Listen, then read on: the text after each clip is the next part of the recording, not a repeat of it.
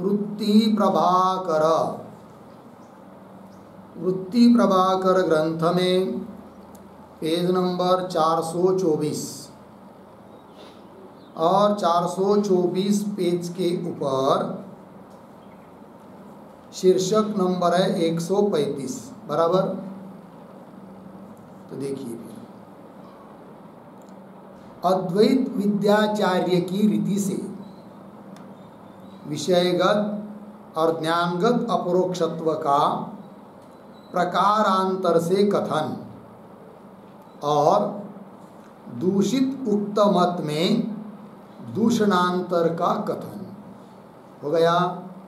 चलिए, तो विषयगत प्रत्यक्ष और ज्ञानगत प्रत्यक्ष मतलब अपरोक्षत्व तो एक ऊपर बता दिया है, विषयगत अपरोक्ष, ज्ञानगत अपरोक्षत्व वगैरह वगैरह। किंतु एक कोई अद्वैत विद्याचार्य नाम के आचार्य हो गए हैं, उनके कहने के अनुसार विषयगत अपरोक्ष और ज्ञानगत अपरोक्ष का अन्य तरह से कथन, अन्य रीति से उनकी व्याख्या वो करेंगे। और जो अभी अभी ऊपर के शीर्षक में पीछे के मत में जो दोष दिया है, उस मत में और दूषण देंगे। ठीक है, चलिए। अद्वैत विद्याचार्य ने अर्थगत अपरोक्षत्व और ज्ञानगत अपरोक्षत्व प्रकारांतर से कया है। मिल गया जी? किसने? अद्वैत विद्याचार्य नाम के आचार्य ने। अर्थ मतलब विषय घटादि, घटादिकों का अपरोक्ष और घटादिकों का जो ज्ञान, उस ज्ञान का अपरोक्ष, उसको ही कहते ज्ञानगत अपरोक्षता, विषयगत अपरोक्षता। तो अन्य रीति से उन्होंने कहा है। तो अर्थगत अपरोक्षत्व और ज्ञानगत अपरोक्षत्व प्रकारांतर से कया है, लग गया। और दूषित उक्त मत में दूषणांतर कया है, तो मत से है ना, तो मत में ऊपर जिस मत में दोष दिया है उस मत में और दूषण दे रहे हैं। दूषित उक्त मत में दूषणांतर कया है, लग गया। तथा ही, तो कैसे? तो कह रहे प्रमाता से अभिन्न अर्थ को अपरोक्ष स्वरूप माने के अपरोक्ष अर्थ गोचर ज्ञान को अपरोक्षत्व कहे तो, ठीक है ना, ऐसा माना है ऊपर के आचार्यों ने। किंतु इस प्रकार का यदि अपरोक्ष मानेंगे तो दिक्कत आती है। क्या दिक्कत आती है वो पहले बता रहे। ठीक, पुनः देखिए पंक्तियों को। तथा ही प्रमाता से अभिन्न अर्थ को, ऊपर कहा था कि नहीं, प्रमाता अंतकरण विशिष्ट चैतन्य, उसके साथ जिस विषय का भेद होता है घटादि विषय का, तब वो विषय अपरोक्ष। तो विषयगत अपरोक्षता का प्रयोजक, विषयगत अपरोक्षत्व को बताने वाला क्या बताया है? उस प्रमाता के साथ उस विषय का अभेद होना, ये बताया है। और इस प्रकार से जो विषय अपरोक्ष होता है उसका ज्ञान भी अपरोक्ष। तो ज्ञान की अपरोक्षता क्यों? विषय अपरोक्ष है इसलिए। विषय अपरोक्ष क्यों? उसका प्रमाता के साथ अभेद है इसलिए। तो प्रमाता के साथ विषय का अभेद होने के कारण विषयगत अपरोक्षता, और विषय अपरोक्ष होने के कारण ज्ञान अपरोक्ष, ऐसा पीछे के आचार्य ने कहा है। किंतु ये आचार्य कह रहे, अद्वैत विद्याचार्य, वो कहते कि इस प्रकार यदि मानेंगे तो बड़ी दिक्कत आएगी। क्या कहा, कैसे आएगी, वो आगे दे रहे। पुनः देखिए इन पंक्तियों को। प्रमाता से अभिन्न अर्थ को अपरोक्ष स्वरूप माने के अपरोक्ष अर्थ गोचर, अपरोक्ष अर्थ को विषय करने वाला जो ज्ञान, उस ज्ञान को अपरोक्षत्व कहे, या अपरोक्षत्व है ना, अपरोक्षत्व कहे। तो ऐसा मानेंगे तो क्या जी? तो स्वप्रकाश आत्म सुख रूप ज्ञान में अपरोक्ष ज्ञान के लक्षण की अव्याप्ति होवेगी। मिल गया? स्वप्रकाश अव्याप्ति दिखा रहे भाई उस लक्षण की, कहाँ पर? स्वप्रकाश आत्म सुख रूप ज्ञान में। आत्मा कैसा है? स्वयं प्रकाशित है, सुख स्वरूप है। उसके ज्ञान में क्या होगी? अव्याप्ति होगी, लक्षण उधर नहीं जाएगा, जबकि जाना चाहिए, है कि नहीं? क्योंकि आत्मा ज्ञान स्वरूप है और वो सदा अपरोक्ष है कि नहीं? यदि सदा अपरोक्ष है आत्मा का ज्ञान तो उसमें लक्षण जाना चाहिए, किंतु नहीं जाएगा। कैसे, क्या विस्तार कर रहे आगे? अपरोक्षत्व कहे तो स्वप्रकाश आत्मसुख रूप ज्ञान में अपरोक्ष ज्ञान के लक्षण की अव्याप्ति होवेगी। काहे थे? कैसे भाई, जरा समझाओ हमको। तो बता रहे काहे थे। अपरोक्ष अर्थ है गोचर का ये विषय जिसका, किस ज्ञान को अपरोक्ष कहे? क्योंकि अभी जो व्याख्या की है उन ऊपर वाले लोगों ने अपरोक्ष ज्ञान, किस ज्ञान को उन्होंने अपरोक्ष ज्ञान कहा? कि जिस ज्ञान का विषय अपरोक्ष है उस ज्ञान को क्या कहा उन्होंने? अपरोक्ष।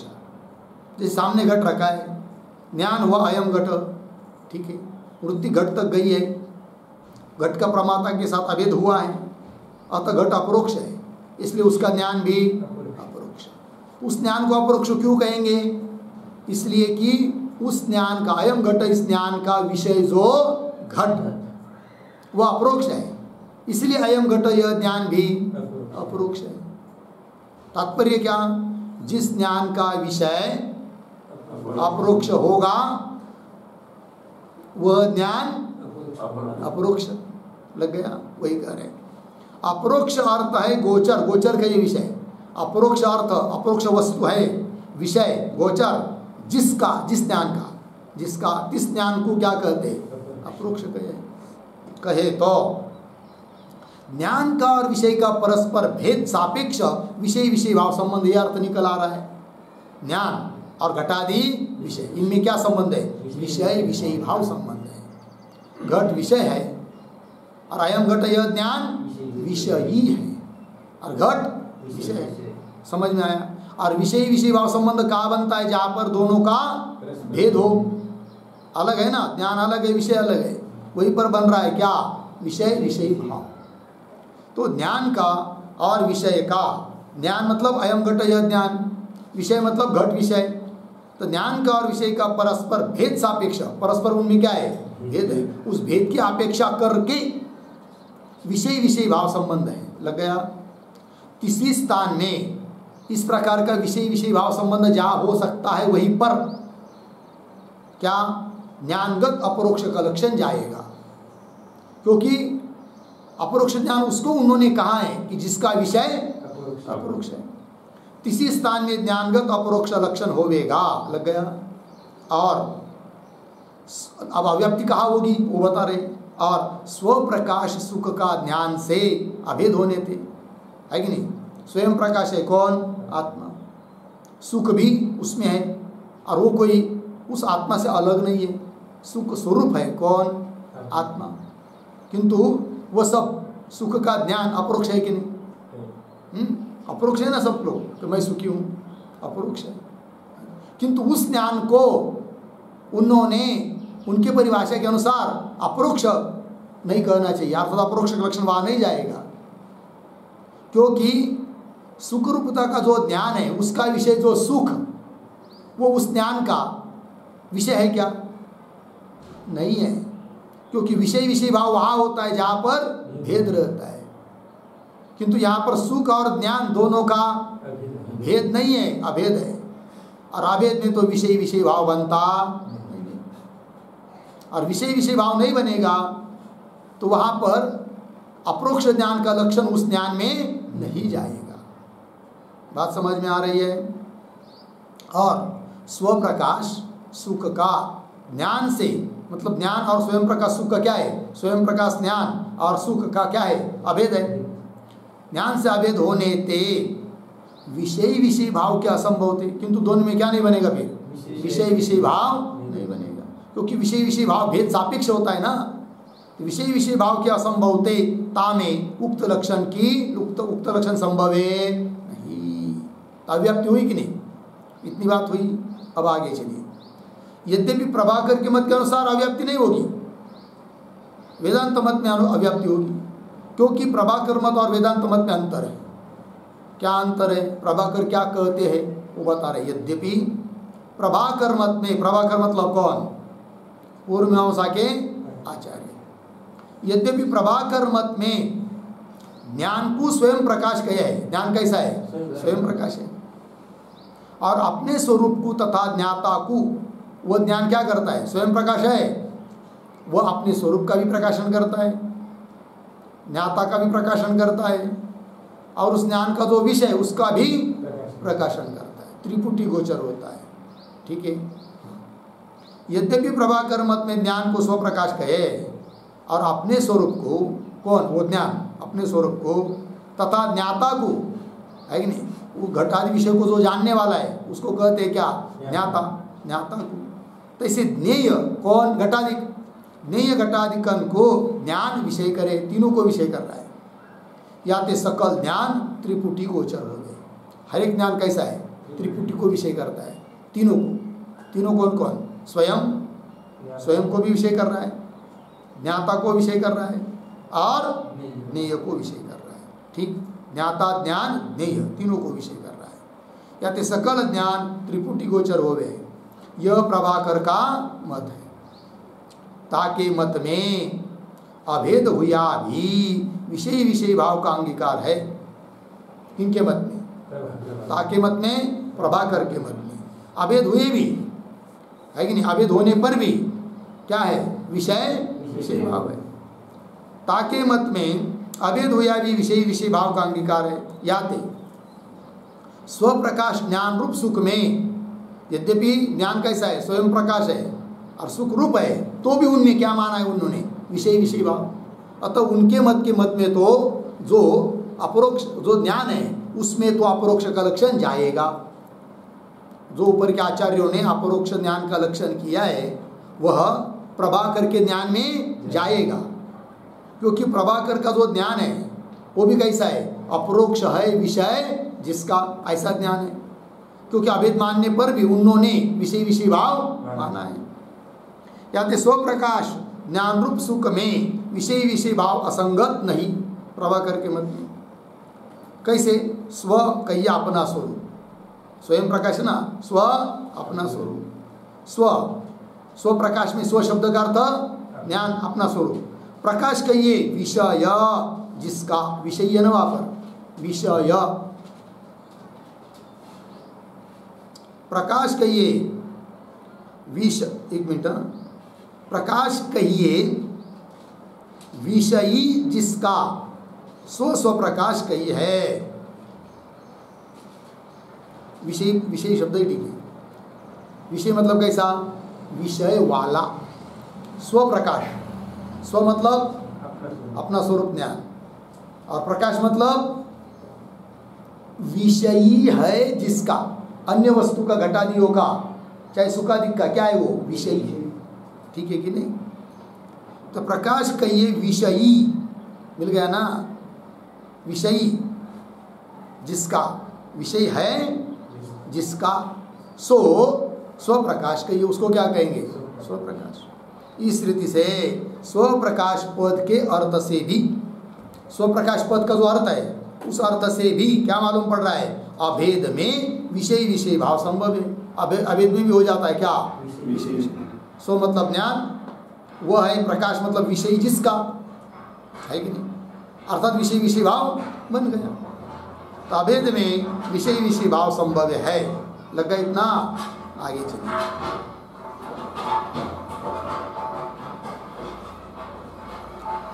तथापि, इतना हो गया ना? तथापि प्रकाश्य प्रकाशक का भेद अनुभव सिद्ध होने ते, खंडन कर रहे प्रभाकर का, क्या? कि उन्होंने अभेद में ही क्या माना है? विषय विषय भाव, प्रकाश्य प्रकाशक भाव माना है, वो उनका गलत है। क्योंकि जहाँ पर भी प्रकाश्य प्रकाशक भाव होता है वहाँ भेद ही होता है। ये अनुभव सिद्ध की बात है, अनुभव की बात है। तथापि प्रकाश्य प्रकाश का भेद अनुभव सिद्ध होने से भेद बिना प्रभाकर का विषय विषय भाव कथन असंगत है। भेद तो माना नहीं और विषय विषय भाव माना, वो उनका कहना असंगत है। याते इसलिए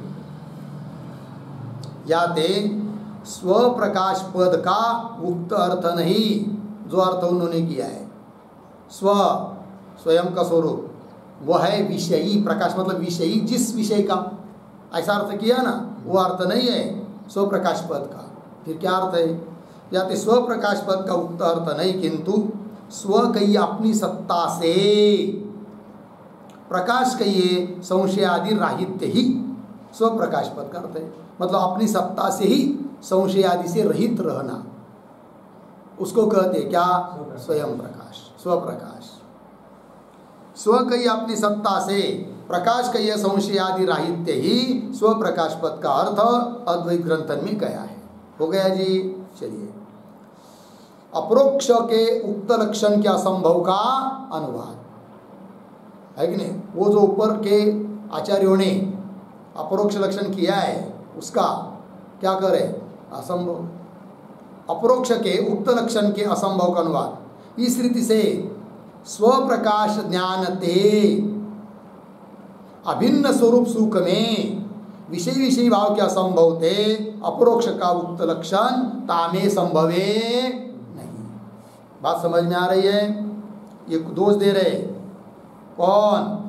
अद्वैत विद्याचार्य। किनके मत में? कि जिन्होंने इस प्रकार व्याख्यान किया है कि विषय का अपरोक्ष होने पर ज्ञान का अपरोक्ष होता है, विषय की अपरोक्षता के आधार पर ज्ञान की अपरोक्षता होती है। इस मत पर क्या दिया? दोष दिया। तो बोलेंगे अपना मत भी बताओ, फिर तो वो बताएंगे ना। अभी उनका मत समाप्त थोड़ी हुआ, तो अभी 135 से चालू हुआ है उनका मत, ठीक है? लगभग शायद वो 143 तक चलेगा,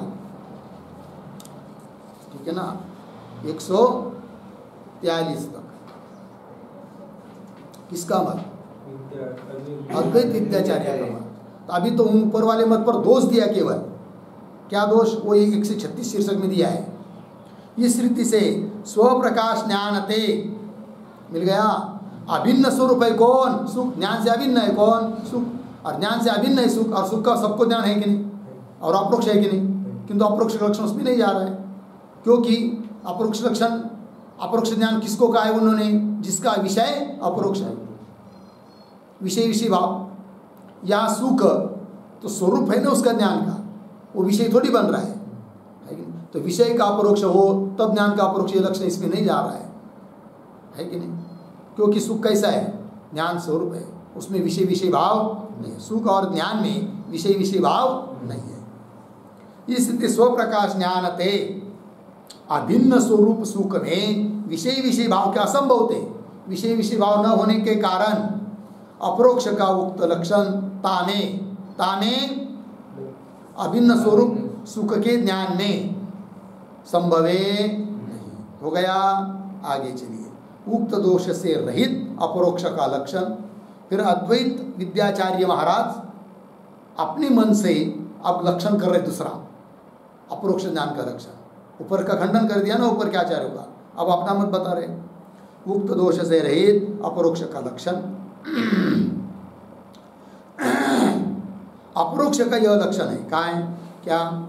स्वव्यवहार के अनुकूल चैतन्य से अभेद अपरोक्ष विषय का लक्षण है। अपरोक्ष विषय का लक्षण एक, अपरोक्ष ज्ञान का लक्षण दो। तो पहले लक्षण कर रहे किसका? अपरोक्ष विषय का। किस विषय को हम अपरोक्ष कहते हैं? वो कह रहे, देखिए, स्वव्यवहार के अनुकूल। स्व घटादि विषय, उस घटादि विषय का व्यवहार होने के लिए, अयम घट अयम पट इत्यादि व्यवहार होने के लिए अनुकूल जो चैतन्य, उस चैतन्य के साथ उस घट का जब अभेद होता है तब वह घट अपरोक्ष कहलाता है। बात समझ में आई? यद्यपि हर समय घट का चैतन्य के साथ क्या है? अभेद। क्यों? घट अध्यस्त है, चेतन अधिष्ठान है, और अध्यस्त की सत्ता अधिष्ठान की सत्ता से अतिरिक्त नहीं होती है। अतः घट का चेतन के साथ अभेद है, किंतु जिस चेतन के साथ घट का हर समय अभेद है वह चेतन घट के व्यवहार के लिए अनुकूल नहीं है। उस चेतन को कुछ लेना देना नहीं है, उस पर अध्यस्त पड़ा है घट रहने तो उसको क्या है। रज्जु के ऊपर 1000 वर्ष भी सर्प दिखाई दे तो रज्जु को क्या लेना देना है, बराबर। फिर उस घट का व्यवहार होने के लिए अनुकूल चैतन्य कौन है? प्रमातृ चैतन्य, जीव चैतन्य। वो तो उसके साथ जब घट का भेद होगा तभी तो कहेगा नहीं, यह घट है, घट को ले आओ, घट को ले जाओ, बराबर। तो परिभाषा क्या कर दी अपरोक्ष विषय की? हाँ, स्वव्यवहार के अनुकूल चैतन्य के साथ विषय का अभेद होना, वो विषय अपरोक्ष कहलाता है। वही स्वव्यवहार के अनुकूल चैतन्य से अभेद अपरोक्ष विषय का लक्षण है। लग गया। अंतकरण और सुखादिक साक्षी चेतन में अध्यस्त होने थे। अंतकरण भी अध्यस्त है, कहा साक्षी में, और सुखादिक भी अध्यस्त है, कहा साक्षी में। अंतकरण और सुखादिक साक्षी चेतन में अध्यस्त होने थे। धर्म सहित अंतकरण, सुखादि जो धर्म है, सुख दुखादि, धर्म सहित अंतकरण का साक्षी चेतन से अभेद है। अंतकरण के धर्म जो सुख दुखादि, उन धर्मों सहित अंतकरण का साक्षी चेतन के साथ क्या है? अभेद है, क्योंकि अध्यस्त पदार्थ का अधिष्ठान के साथ अभेद होता है। साक्षी चेतन से अभेद है, और साक्षी चेतन से तिनका प्रकाश होने थे, और साक्षी चेतन से उनका क्या हो रहा है? घटाधिक का प्रकाश, ये घट है। तो स्वव्यवहार के अनुकूल चैतन्य कौन हुआ? साक्षी चैतन्य। उसके साथ घटादि विषय का अभेद है ना, तो वही घटादि की अपरोक्षता है। बात समझ में आ रही है? और साक्षी चेतन से तिनका घटाधिकन का प्रकाश होने थे, तिनके व्यवहार के अनुकूल, घटादि व्यवहार के अनुकूल साक्षी चेतन है। ऐसे साक्षी चेतन के साथ जिन पदार्थों का भेद होगा उन विषय को हम कहेंगे क्या? अपरोक्ष करके। या तो स्व कहिए, अंतकरण और सुखादिकन के व्यवहार, सुखादिक स्व शब्द से क्या लेंगे? स्व व्यवहार अनुकूल। परिभाषा क्या है? स्व व्यवहार के अनुकूल चैतन्य के साथ जिस विषय का भेद होता है उस विषय को अपरोक्ष कहते हैं। ठीक, स्व व्यवहार के अनुकूल चैतन्य के साथ, स्व घटादि विषय, उस घटादि विषय के व्यवहार के अनुकूल चैतन्य साक्षी, उसके साथ जब घटादि का भेद होता है, कब? वृत्ति जब घट तक जाएगी, घट क्या आकार बनेगी, तब उस साक्षी चेतन के साथ क्या होगा? घटादि विषय का अभेद होगा। पंक्ति देखिए, या स्व कही अंतकरण और सुखादिक है कि नहीं? सुखादिकन के व्यवहार के अनुकूल, अंतकरण और सुखादिक के व्यवहार के अनुकूल जो क्या? जो साक्षी चेतन, बराबर, तासे साक्षी चेतन से अभेद रूप अपरोक्ष का लक्षण, वो सुखादिक और अंतकरण अभिन्न है ना, क्योंकि वेदांत मत में सुखादिक धर्म अंतकरण के है ना। तो अभेद रूप अपरोक्ष का लक्षण सुखादि सहित अंतकरण में संभव है। तो सुखादि सहित अंतकरण में अपरोक्ष का लक्षण जा रहा है कि नहीं? जा रहा है। कैसे? स्व, अंतकरण और सुखादि, उनके व्यवहार के लिए अनुकूल चेतन साक्षी चेतन, उस साक्षी चेतन के साथ अंतकरण और सुखादिक का अभेद है, अतः अंतकरण और सुखादिक अपरोक्ष है। तो अपरोक्ष विषय का लक्षण गया कि नहीं? सुखादि सहित अंतिकरण में संभव है। यथा से अभेद रूप अपरोक्ष का लक्षण सुखादि सहित अंतकरण में संभव है, लगाया। और धर्मादिकन का साक्षी चेतन से अभेद तो है, बराबर। धर्माधर्म इत्यादि पदार्थ उनका भी साक्षी चेतन के साथ क्या है? अभेद। क्योंकि सुख दुख जैसे अंतकरण के धर्म है, वैसे धर्माधर्मी भी अंतकरण के धर्म है, वो भी साक्षी चेतन के ऊपर अध्यस्त है। और धर्माधिकरण का साक्षी चेतन से मिल गया ना, अभेद तो है परंतु तीन में योग्यता के अभाव थे, तीन के व्यवहार के अनुकूल साक्षी चेतन नहीं। बराबर योग्यता है क्या धर्माधर्म में? नहीं है ना। सुख दुख में जैसे प्रत्यक्ष होने की योग्यता है वैसे धर्माधर्म में योग्यता नहीं। अतः लक्षण नहीं जाएगा ना उसमें। क्यों? लक्षण क्या क्या है? स्व व्यवहार के अनुकूल, अनुकूल चेतन साक्षी चेतन, किंतु वह उनके व्यवहार के अनुकूल नहीं है। अनुकूल क्यों नहीं है? उन धर्माधर्म में प्रत्यक्ष की योग्यता नहीं है। हो गया। परंतु तीन में योग्यता के अभाव थे, तिनके व्यवहार के अनुकूल, तिनके धर्माधर्म के व्यवहार के अनुकूल साक्षी चेतन नहीं। याते स्वव्यवहार अनुकूल चेतन से धर्माधिकरण का भेद नहीं होने थे। बराबर। उनका भेद तो है धर्माधर्म के अधर्म का, उनके अधिष्ठान चेतन के साथ। याते स्वव्यवहार अनुकूल, स्व धर्माधर्माधिक उसके व्यवहार के अनुकूल चेतन के साथ, हाँ, चेतन के साथ धर्माधिकरण का भेद है क्या? नहीं। ध्यान दीजिए, थोड़ा सा महत्व की बात है। अभेद नहीं बोलेंगे, कैसे अभेद नहीं? अध्यस्त पदार्थ का अधिष्ठान के साथ तो अभेद होता है ना। और सुख दुख जैसे अध्यस्त है वैसे धर्माधर्म भी अध्यस्त है, किंतु धर्माधिक का अपना अधिष्ठान जो चेतन है वो सामान्य रूप से, बराबर, अंतःकरण उपहित साक्षी को नहीं मानेंगे, क्योंकि उसके साथ उपाधि को लेकर उसके साथ अभेद मानेंगे तो फिर उसका क्या होना चाहिए था? अपरोक्ष। होता है क्या? नहीं। धर्माधर्म में क्या नहीं है? योग्यता नहीं। या तो स्वव्यवहार अनुकूल चैतन्य से धर्माधिकरण का अभेद नहीं होने थे। लग गया? तीन में अपरोक्षत्व नहीं, धर्माधर्म में क्या नहीं है? अपरोक्षत्व। तैसे घटादि गोचर वृत्ति काल में ध्यान दीजिए, घटादि के विषय के आकार जब वृत्ति होती है तब उस घटादि विषय का व्यवहार के लिए अनुकूल जो चेतन साक्षी उसके साथ अभेद है। किंतु जब वृत्ति नहीं है, घटा के आकार हुई, तब उस घट का अधिष्ठान चेतन के साथ अभेद तो है सामान्य चेतन के साथ, किंतु स्व व्यवहार के लिए अनुकूल चेतन के साथ अभेद नहीं है। वृत्ति जाएगी तब अभेद। जैसे घटादि गोचर वृत्ति काल में मिल गया ना, घटादि गोचर वृत्ति काल, घटाधिकरण के अधिष्ठान चेतन का, घटाधिकरण का अधिष्ठान जो चेतन का वृत्त्युपय चेतन से अभेद होने थे। वृत्त्युपय चेतन घटोपय चेतन क्या हुआ है? अभेद होने, अभेद वृत्त्युपय चेतन से अभेद हो गए। याते घटादि गोचर वृत्ति काल में, बराबर, घटादि गोचर, घटादि को विषय करने वाली जो वृत्ति, उस वृत्ति काल में घटादि चेतन मिल गया। घटादि चेतन घटादि व्यवहार के अनुकूल है। कब? वृत्ति जब घट के आकार हुई है तब व्यवहार के अनुकूल है।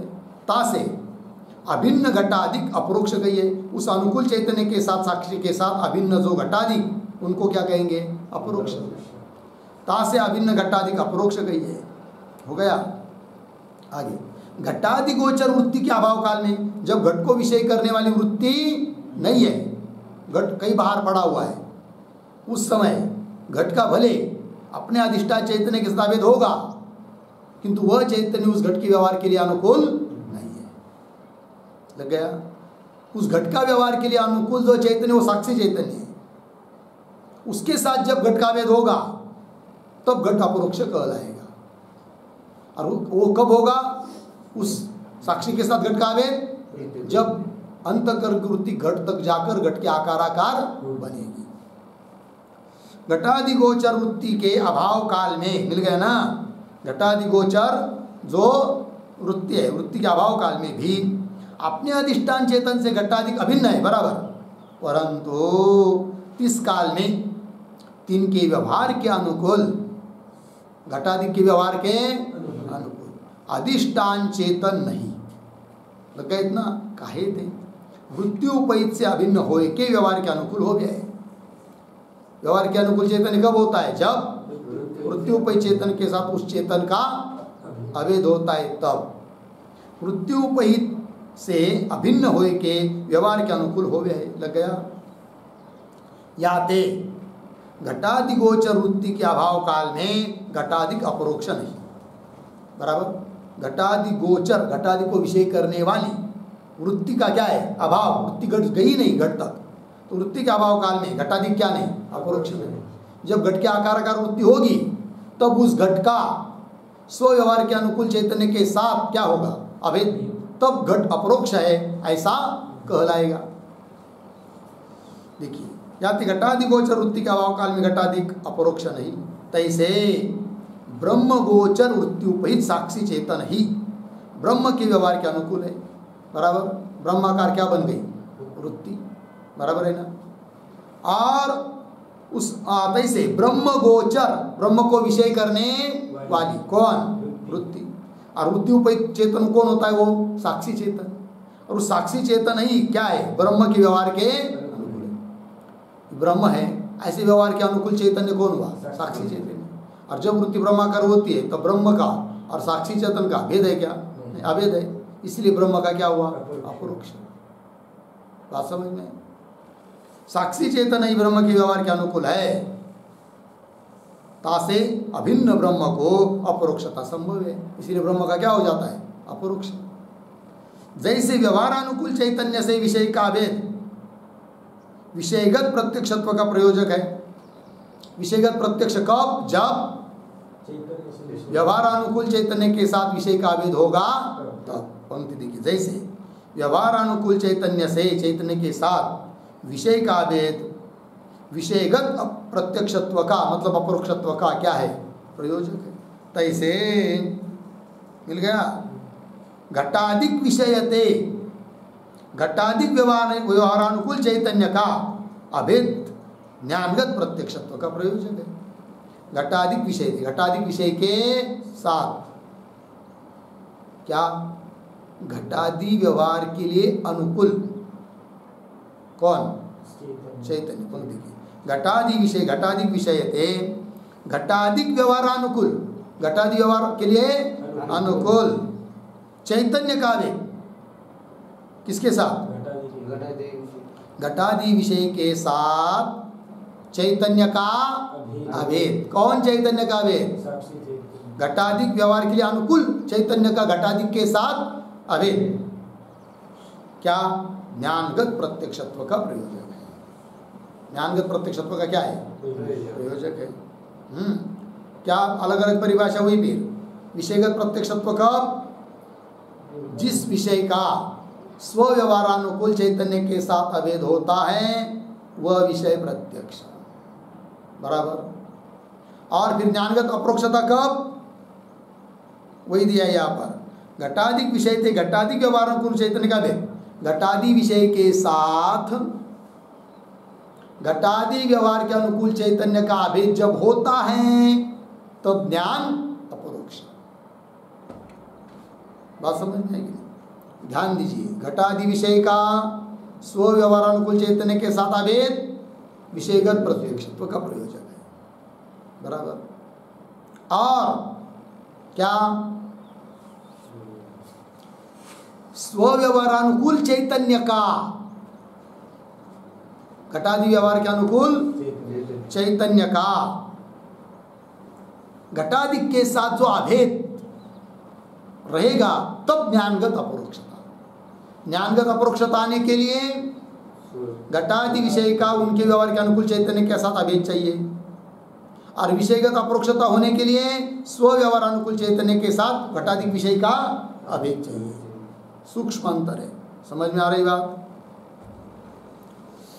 तैसे घटाधिक विषय थे, घटाधिक व्यवहार अनुकूल चैतन्य का अभेद ज्ञानगत प्रत्यक्षत्व का प्रयोजक है। होगा इतना? आगे चलिए। वृत्तिरूप प्रत्यक्ष ज्ञान में उक्त अपरोक्ष के लक्षण की अव्याप्ति। अब अद्वैत विद्याचार्य ने जो अपरोक्ष का लक्षण किया उसमें अब क्या दिखाना है?